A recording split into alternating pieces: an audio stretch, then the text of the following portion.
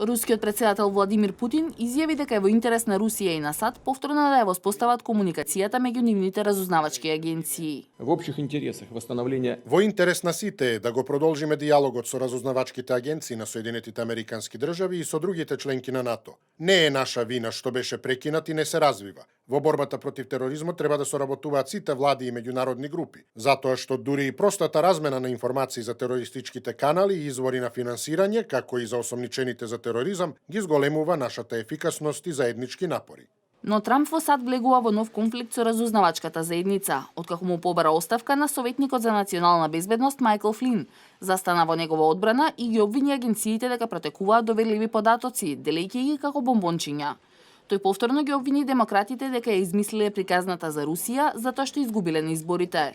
На Твитер напиша: поради тоа ја измислија приказната за Русија, лажни вести. Генералот Флин е прекрасен човек. Беше третиран многу неферски од медиумите, како што ги викам често, лажните медиуми. Многу е тажно што беше третиран толку лошо. Освен тоа, протекуваат разузнувачки документи. Тоа е криминално дело и се случува долго време пред мене, но сега се случува многу, затоа што луѓе се обидуваат да прикријат ужасната загуба што претрпеа демократите под Хилари.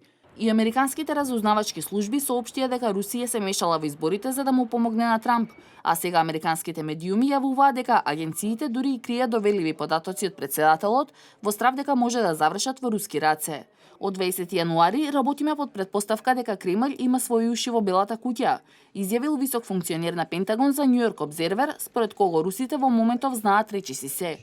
Националната агенција за безбедност престанала да ги праќа извештаите наменети исклучиво за председателот, додека другите доставуваат само ограничени информации. Велат, дури и кога би му верувале него, загрижени се поради други лица во администрацијата кои имаат врски со русите. Американските разузнавачи забележале и загрижувачки тренд дека информации од руската пропаганда си нашле пат до официјалните барања до тајните служби. Така, советниците за национална безбедност на САД се распрашувале за полските упади во Белорусија, иако не постојат такви извештаи, освен на сајтот Спутник во сопственост на руската влада.